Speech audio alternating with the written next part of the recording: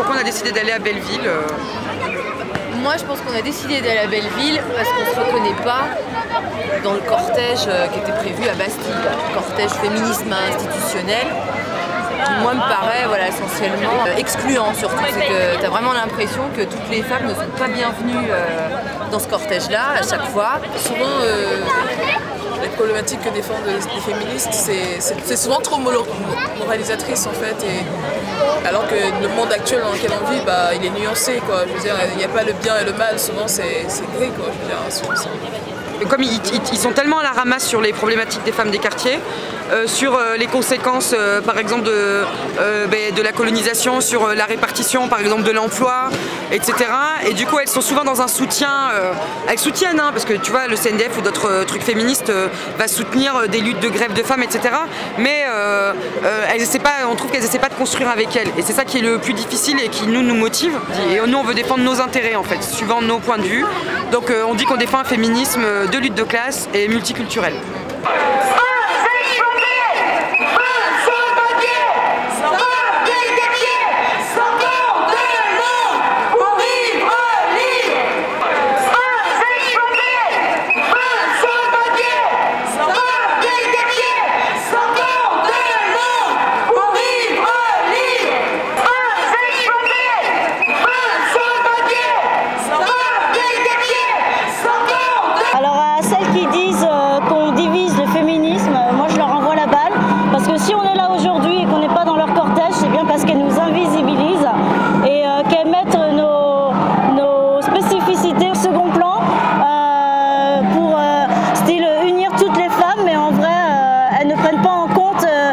Situation des femmes dans les quartiers et elles excluent une partie des femmes, dont les femmes voilées et les femmes prostituées. Ça, elles disent qu'on divise alors qu'en fait dès le début, nous on s'est créé en 2010 et en fait elles ne nous ont jamais contactés, elles n'ont jamais cherché à comprendre qu'est-ce qui se passait dans une autre ville que là où elles sont.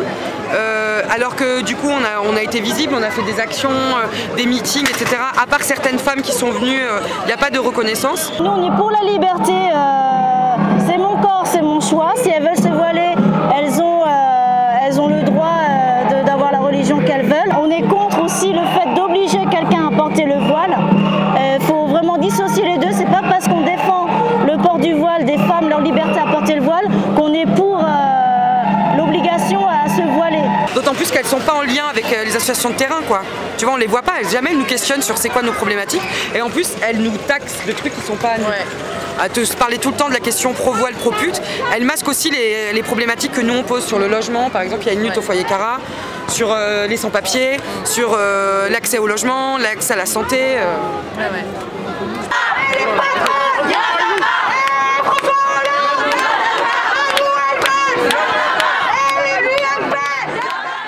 Par rapport à la situation des femmes par rapport au logement, je veux dire, les femmes, c'est quand même, ils sont beaucoup plus précaires en fait que les hommes, parce qu'elles gagnent déjà moins que les hommes.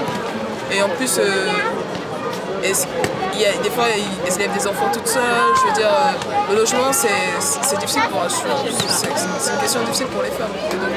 C'est ce que vous disiez aussi au foyer Cara, c'est que c'est l'accès à l'autonomie.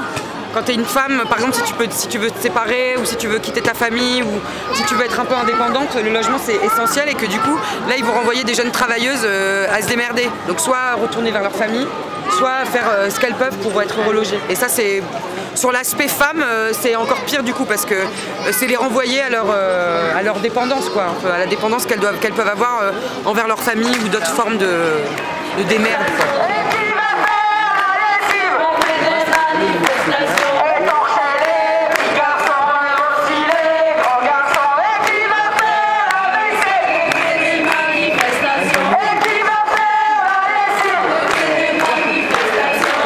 On a fait un 4 pages sur la question LGBT pour dire que c'est pas parce que les LGBT dans les quartiers ils s'organisent pas politiquement que ça veut dire qu'ils n'existent pas.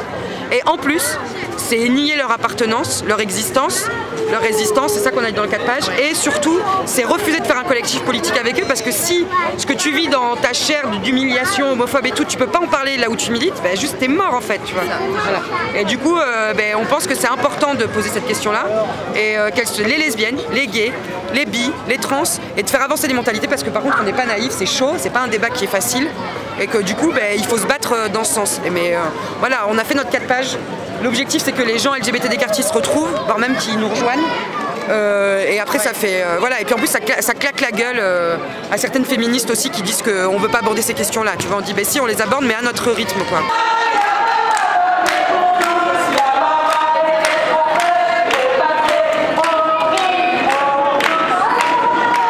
Alors elles disent qu'on est populiste, nous on pense que non, on est populaire et c'est pour ça qu'on a fait le petit rassemblement à 11 h ce matin parce qu'on pense que justement il faut aller parler aux gens, il faut aller les convaincre et il faut que les femmes des quartiers qui luttent, elles soient représentées et visibles et pas qu'elles parlent à notre place. Tout à l'heure il y a un gars qui m'a demandé il faudrait qu'on se rassemble plus devant l'Assemblée nationale ou le Sénat parce que c'est là que les décisions sont prises et qu'il faudrait qu'on soit là-bas pour lutter vraiment. Et je lui ai dit non, on est là le 93 parce que c'est là qu'on habite et c'est là qu'on lutte et c'est important d'être là politiquement et de lutter. De pas toujours être à Paris et parce qu'il y a des particularités aussi à être ici. Nous on veut militer ici, donc on est présente ici. Et voilà, c'est la première fois qu'il y a un rassemblement pareil à Saint-Denis. Donc il y avait on va dire une centaine de personnes, surtout des femmes. Donc c'est une belle réussite. Et donc vive la grève des femmes.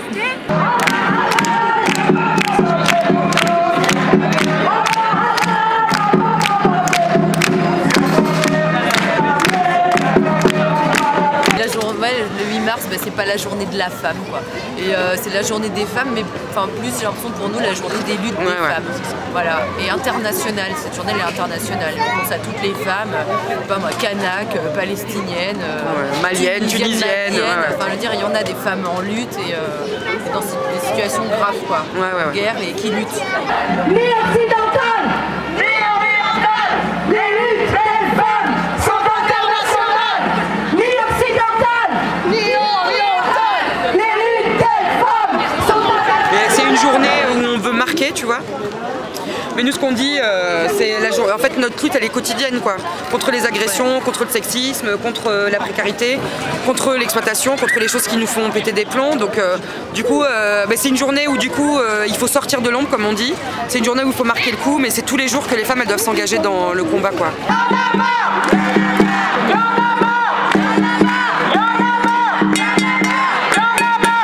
On s'est créé en 2010 et le mot d'ordre on l'a lancé justement parce qu'il y avait une tendance à victimiser les femmes des quartiers, genre les pauvres, elles subissent plus de sexisme, elles subissent plus de racisme, plus de précarité. Donc ce qui est à la fois vrai mais en même temps ça invisibilise leur lutte. Et d'où le côté aussi mis invisible, c'est-à-dire de visibiliser toutes les actions et toutes les formes d'engagement que les femmes des quartiers elles ont dans toute comment on dit, leur diversité, tu vois. Et il y a des luttes pour les papiers, des luttes pour les logements, des luttes pour l'école. Tu vois, là il y a eu des luttes sur les rythmes scolaires, c'était vraiment que des daronnes qui étaient là, quoi. Et du coup, les luttes de la jeunesse, et du coup, l'objectif de Femmes en lutte, c'était ça, c'était visibiliser tous les combats des femmes des quartiers, par les femmes des quartiers, pour les femmes des quartiers. Donc d'où le truc ni victime ni invisible. Et ni victime ni invisible par rapport aux féministes qui nous nous invisibilisent aussi. Mais aussi vis-à-vis des milieux militants, genre immigration, quartier populaire, avec qui on a une unité d'action forte, mais qui du coup aussi l'aspect femme, des fois il est un peu pas assez poussé, ou voire même c'est tellement dur, tu vois, genre les féministes ou même l'État, tu vois, dire que du coup les hommes de chez nous ils sont pires que les autres, et que du coup on nous dit oui mais quand même si tu vois, genre si tu ouvres ta bouche sur ces questions-là ça va leur donner raison, alors qu'en fait nous on pense qu'il faut que les femmes elles s'emparent de leurs propres revendications pour construire une unité dans le combat. Sinon en fait juste on n'existe pas. Il faut aussi dire que c'est dans la confrontation que les mentalités avancent. Et c'est pour ça qu'on a à la fois un fonctionnement mixte, non mixte. Parce que comme ça, en non-mixité, nous, ça permet de libérer la parole. Mais après, on retourne en mixité parce que l'objectif, c'est que les gens, ils avancent. Du coup, on s'est créé depuis 2010. On essaie, en fait, les nanas, elles viennent vraiment d'horizons différents. Il y en a qui sont déjà dans d'autres trucs militants, d'autres non. Donc, on a un fonctionnement démocratique. On prend les décisions tout ensemble. Et après, notre gros travail, c'est surtout le travail avec les femmes sans papier qui a démarré il y a 2 ans, qui est vachement long. Parce que du coup, les femmes, elles partent... déjà elles sont les plus précarisées, donc il faut suivre au niveau de leur temps disponible.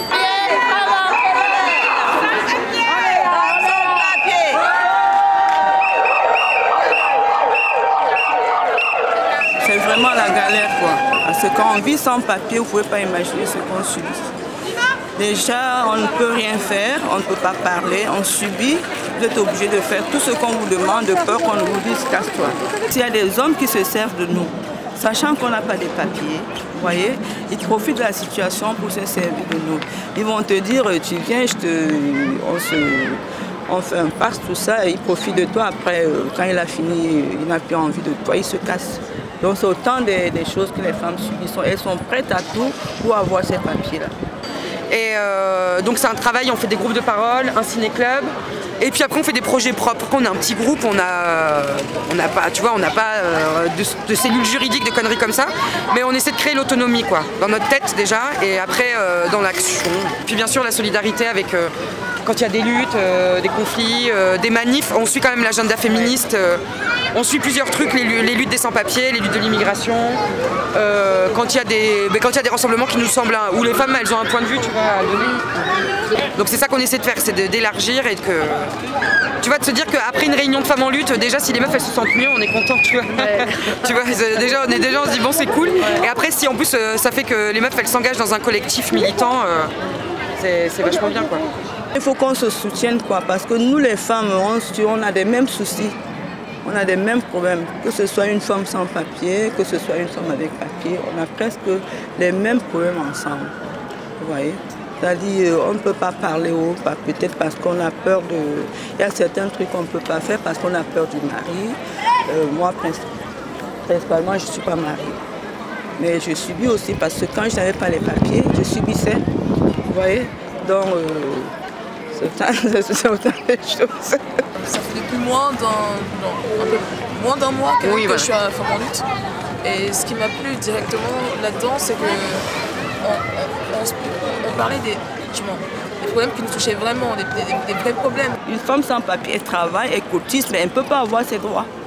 Autant comme moi, j'ai travaillé pendant 10 ans. Vous voyez, mais aujourd'hui que j'ai les papiers, je n'ai qu'un droit. C'est autant de choses qu'on revendique. Si vraiment on pouvait ne serait-ce qu'avoir nos droits, hein, parce que là, je recommence à zéro. Tout le problème vient quand même du fait, en fait, qu'au final, on est précaire, quoi. Je veux dire, ça vient de là, genre. Et donc, ce qui m'a plu, bon, je pense que je me suis toujours sentie un peu féministe, ouais. Et donc, c'est pas juste le côté féministe, c'est le côté où on ne dit pas juste que l'égalité hommes et femmes et qu'on élargisse en fait les luttes, en fait, qu'on essaie de... Qu'on essaie de s'attaquer aux vrais problèmes. Voilà, c'est ça. Voilà, c'est tout. On doit être forte pour se battre.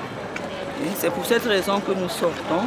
Et ce que je demande à toutes les femmes, celles qui sont cachées, parce que j'ai pris peut-être déjà 5 femmes, puis je les ai trouvées comme ça dans la rue, qu'on se voyait avant, je leur dis, mais est-ce que tu as été régularisée? Ils disent, non, comment ça se... Je dis, mais voilà, je vais aller chercher ma carte d'un an à la préfecture, viens, je vais t'amener à la coordination des sans-papiers. Elles sont venues, elles sont là les femmes, on était ensemble là.